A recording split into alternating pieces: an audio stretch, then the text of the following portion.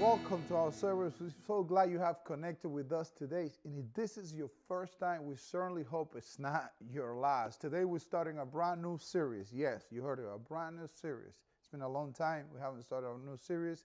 And today is the day. And this series is called Pack Your Bags. And the subtitle for this series is How to Prepare for What's Next. How to prepare for what's next. Some of us has some idea of what's next. Maybe you have graduation, a college, a wedding, you're gonna have a baby or you're gonna have another baby, a new job, school, empty nest, retirement. We all moving from one season to the next. And we sometimes this, as you see it coming, as you see it getting closer, the next season of your life, you feel excited or sometimes you feel stressed. It is stressful because next means transition, next means change, and next means stress. So transitions are always stressful, even though the ones that you will look forward to, even though the ones that we want, sometimes they add stress to our life. And the question should be, the better question should be to answer, are there things that we can do now that will prepare us for what's next? Are there things that we can do right now, today, where we are right now, that will get us ready for what's next? It's been said that if you were to prepare yourself at every task, at every season of your life, the way you prepare yourself when you're going that week before you go into vacation, everything you do will bring better results. Because before you go into vacation, I don't know if you're like me, you want to make sure that everything is set, everything is paid, everything is in its place, because you don't want nothing to interrupt that time, that season, that spot, that week, that 3 days, that vacation of yours. The same thing is true for life. If we want tomorrow to be better, we need to do something right now. So what can we do when we pack in our bags? What can we pack that will make that will make tomorrow better? But the thing is that we all prepare things. We all get our bags ready for what's next. We all carrying stuff to the next season of our lives. And we can bring things that we think we're going to need. But one of the things that we all bring into the next season, it's something that we pack with everything we bring into the marriage life, into a new profession, into school, anywhere you're going, whatever you bring with you, along with the things you bring with you, you know what else you pack? You pack you. You pack yourself. Wherever you go, there you are. Wherever you go, you bring you. And not only, even though it's a new view, a new thing that you're going to do, that doesn't mean that that's a new you. You're still the same old girl, the same boy, the same guy, the same spending habits, the same relationship habits, the same ethics, the same morals, the same strength, and even harder, the same weaknesses. Even though you are a single person now and you're going into marriage life, you're still going to bring the habits of your old self, of the single guy. You know, it is just how life works. If you don't get ready right now where you are, the next season of your life might not be very promising. Because you know something? This season is a good predictor of the next. Whatever you're going through today, whatever you're doing now, is a good predictor of how you're going to be tomorrow. You don't expect tomorrow to be better if you're not doing something today for that to happen. There's no necessary correlation between knowing what's next and being prepared for what's next. You can know what's next, but that doesn't mean you're ready. Just knowing what's coming doesn't get you ready. There's some things you have to do. There's some habits you have to acquire. There's others that you have to replace. There's stuff that you need to actually do right now to make you or to have you ready for what's next. Knowing what's right and having the availability to do what's right are two different things. You know, I could always know everything I'm supposed to do, everything that I ought to do, but that doesn't mean I'm going to do it. Knowing is not equal as doing. Doing is what makes all the difference, as we're going to see. I'm jumping ahead of myself. James, who's James? James is the brother of Jesus.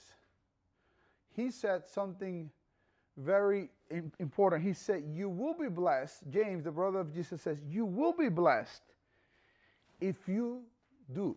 You will be blessed in what you do. You will be blessed in what you do. He says something. This is so good, because what he's saying is, People will be blessed in what they do. And a lot of us think that whatever we plan, whatever we write down, whatever we know about where we're going, about what's next in our life, that right there will be blessed. James, the brother of Jesus, he said,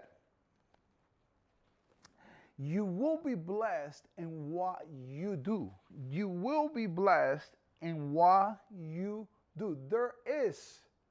There is something you can do in this season that will set you up for success in the next. From personal experience, this is true. One of the best habits to prepare you for the future is to apply what you hear, what you learn. I realized that, a couple of years ago, let's say 2018, I was dealing with a lot of financial stress.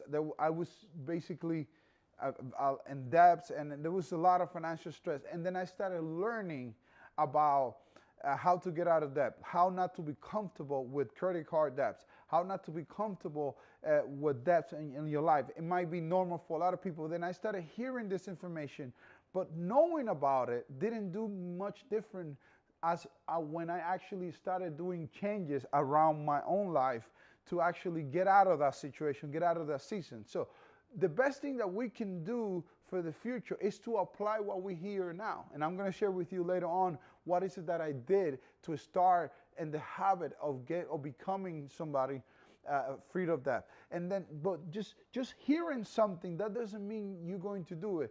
But you got to get into the habit of application. Just as application is what makes all the different nows, it will also prepare you to stay like that in the future, to stay with you.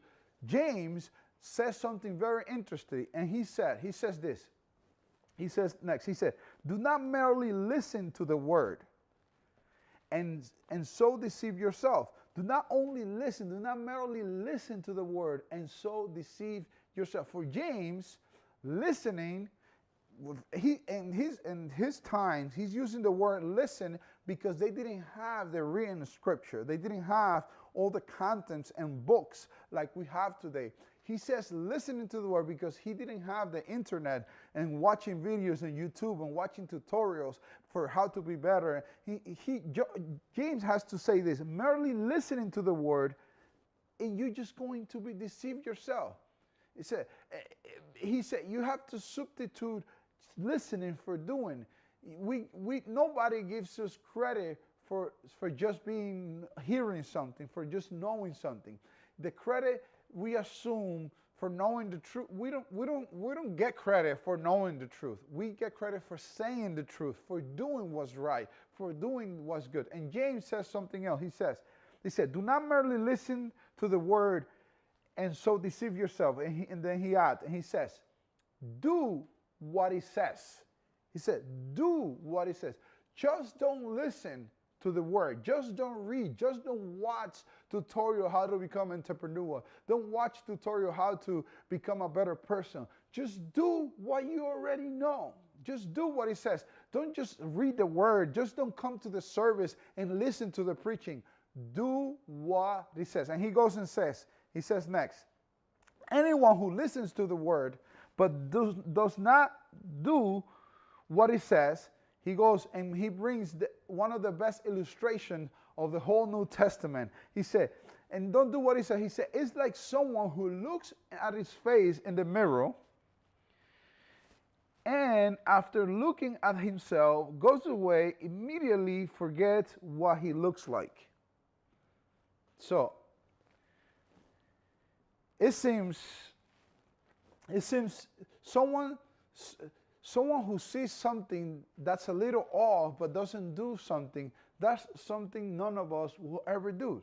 Basically, you look yourself in the mirror in the morning, and if you notice that something is off, you don't stay like that. Today when you got up and you saw yourself in the mirror, you just didn't actually, oh, something is wrong, my face is dirty, I had to comb my hair. You just didn't see and didn't do nothing about it. Because you know what? You and I know something. A mirror requires a response. A mirror requires an action. You don't just see something and do nothing. It's like the saying in New York, if you see something, say something. You don't just see something in the mirror and do absolutely nothing. You take an action. I know how long you stand in the mirror. until it gets better. We all stay in the mirror until we see what we see is better than what we recently just saw when we got into and saw ourselves in the mirror.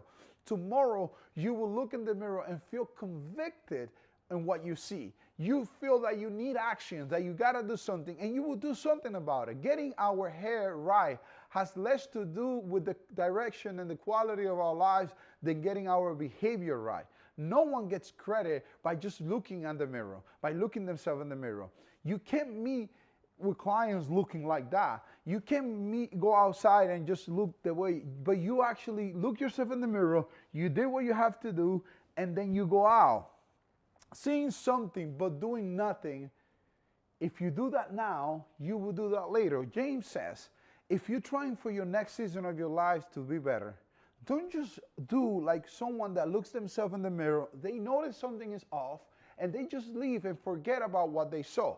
He adds and says, but whoever looks intently into the perfect law that gives freedom. And then here he brings something very interesting.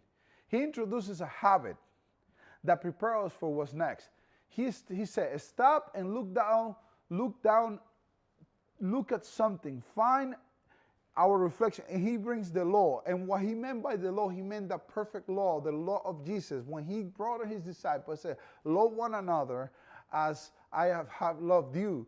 And then he brings and said, when you look at yourself against that law, change yourself against it. Find yourself, just make it a habit to be better according to that law. And that will bring and that will bring freedom into your life. That will bring freedom. The New Testament imperative are application of that one law, that promise that will give us freedom. The promise is if we love each other like Jesus loved us, we will find freedom. And then this is something, doing this will create freedom later. For example, like I told you in the beginning, when I was in debt, I learned these principles about giving, saving, and living on the rest. And it's called give, save, and live, and the rest. And then I started right away. I started following that. It wasn't liberating. It wasn't liberating in the beginning. I didn't feel I had to do some changes. It didn't feel good in the beginning, but it led to financial freedom eventually. Not because I heard it, but because I did something about it. It's like forgiving. It's like forgiveness. When you have to forgive someone, it doesn't feel like forgiving that person and letting them go. But it doesn't feel liberating in the beginning. But if you do it, it does. It's like sexual purity. It's liberating when you have to say no and stay pure if you're not married, if you're outside of marriage. No, sexual purity now paves the way to sexual intimacy later. If you stay pure now, if you decide to wait to the right person when you are married, it might not feel good right now, but it will bring freedom. It will bring intimacy later, because exclusivity, not experience, fuels romance. I could go on and give you more examples that doing something good now, doing something that is not what you want to do at this moment, will actually get you what you need tomorrow. I could go on and bring that, but that's something we could leave that for another message. But I want you to know, I want to remind you, if you already know, that the seasons of life are connected. The seasons of life are connected. Where you are now talks a lot of where you're going to be tomorrow. You have to do the things now that will make you get further and faster in life. And then Jones keeps going and says, but whoever looks, he adds and said, but whoever looks intently into the perfect law that gives freedom and continues in it, not forgetting what they heard, but doing it, they will be blessed in what they do. And this is important here. Not that they will do, not what they do will be blessed. James is not saying that what the people do will be blessed. He's saying they will be blessed in what they do. Literally, you will be blessed, you will be happy, you will be fulfilled in the doing. The habit of doing will make you happy. That's what John is saying. Not the habit of knowing, not the habit of just knowing what I got to do, but the habit of doing what you know you have to do. It's what will make you happy. It doesn't feel, it's like going out for a run. You don't feel like going out and doing it, but after you do it, you feel like $1 million. You feel better. There is a personal fulfillment in responding to what we see in the mirror. When we see that something is not right with us and we fix it, we feel good. We feel better. The same thing is in life. That big habit of preparation for what's next, being a doer now, is a preparation for being a doer later. And that's the first thing you need to pack for whatever season you're moving into. It could be a marriage, it could be going back to school, it could be saying yes to God and following Jesus. Whatever it is that you're doing, becoming a doer, somebody that takes things and just do it, is a preparation to be a doer later. If you don't do it today, if you don't rehearse today, if you don't practice today, what guarantee that you will do it tomorrow? The habit of saying yes to God now is a habit that will follow you and will prepare you for the next season in your life. Even if the next season requires a different set of do's, even if the next season requires all the things that you do, but saying yes to God today, it's something that can 100% will change you tomorrow. Long time ago, I heard that the only guarantee that tomorrow will be better is growing in God's, it's growing in a relationship with God. The only guarantee that tomorrow will be better is listening to your Heavenly Father, is saying yes to your Heavenly Father, is saying yes to the calling of Jesus that's calling you to follow Him. The guarantee that tomorrow will be better is whatever you are saying yes today. I don't know about you, but my greatest regrets are associated with hearing but not doing. My greatest regrets are associated with things that I heard but I didn't do nothing about it. I bet you that's the same for you. If you aren't doing now, you probably won't be doing later. If you're not doing anything about it now, you won't be doing it later. You won't be prepared for what's next. Doing, not hearing, is what makes the difference. Doing, not hearing, is what makes all the difference. Jesus taught the same thing, and here's a familiar version that you probably heard before. He says something like this. He says something like that. Therefore, everyone who hears this word of mine and puts them into practice is like a wise man who built his house on the rock. For Jesus, doing is what makes it different, not hearing. He said, whoever hears my word. And we know, you and I know a couple of people that they hear a lot of Jesus' word. But Jesus himself says, whoever hears and do what I said is a wise person. And he said, it's like a wise man that built his house on the rock. The foundation was laid in one season. When he was building the house, you know, if you have a little construction background, that the first thing you do is the foundation of the house. And then you just start putting the main pillars and then the walls and the windows and the inside work. But the first thing is the foundation. Imagine how he felt digging, just digging, trying to go deeper until he finds the rock. That didn't feel very liberating. That didn't feel very good in the moment.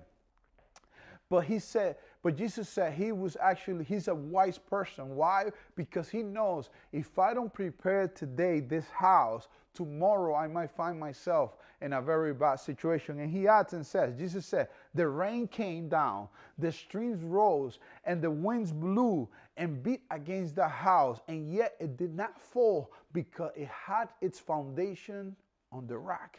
It has its foundation on the rock. But the rock, he found it in one season in life. He was preparing for the storm way before there was a storm.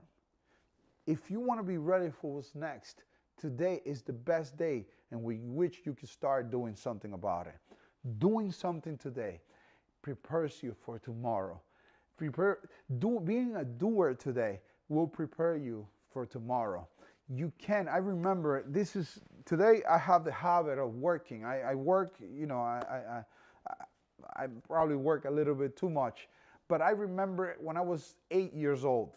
8 years old, my step grandfather used to bring me with him to help him work, just to pass him tools. I'm just a kid, 8 years old, 11 years old. I'm around my step grandfather, and I remember that he was always working, doing something around the house, and I'm 14 years old, and I'm still helping him.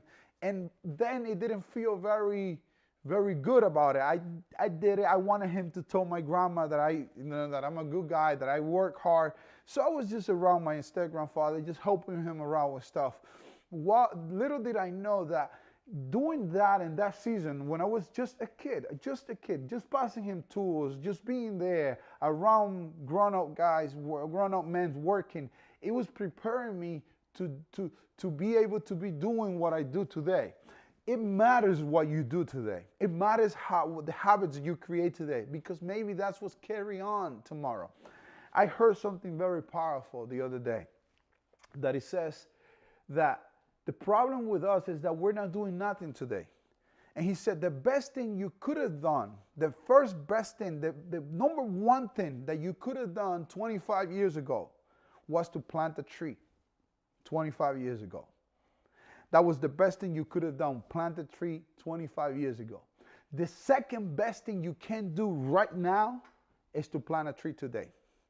So tomorrow, 25 years from now, there's something that you are looking back and you have because of what you've done. What are you doing today? What are you doing today that will help you against the storm tomorrow? What are you packing in your bag? What do you have inside that will make you better fit, better prepared for tomorrow? What are the habits that you are acquiring? What is the things that you know that you're working towards, that it's going to get you ready for what's coming, and that relationship, on that business, that opportunity? What is it that you're doing today? And your emotions, what is it that you're doing to become better, to be better, that is getting you ready? Be a doer now, you'll be a doer later. What are you doing now that you shouldn't do, that you tell yourself you won't do later? Why don't you just stop it now? Stop waiting for later. Later will never come. Later will always be later. It's now that makes the difference. It's you have to stop whatever you're doing now. Don't tell yourself, I'll stop it later when I got kids. I will stop it later when I move in and when I get married. No, if you don't stop it today, there's no guarantee that you will stop it tomorrow. What are you doing? What are you not doing now that you should start doing it? That you tell yourself, oh, I'll do it later. James is telling us that you're deceiving yourself. James is telling us, Jesus is telling us, if you don't dig up now to build your house on the rock, tomorrow when the rain comes, you're going to be in trouble. You won't be ready for what's next if you don't prepare it right now. Jesus says, your life may come tumbling down. And you've seen this in many people. They didn't do what they had to do, and now their life is not as the way they expected.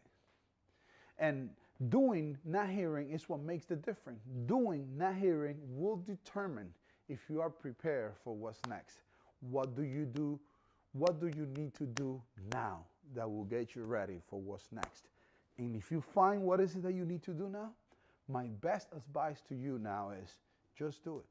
Start doing something now, because being a doer now, it will make you a doer for tomorrow. Nothing will guarantee that tomorrow will be better if you don't start today, because today equals tomorrow. I'll see you next week in the second part of our brand new series, Pack Your Bags.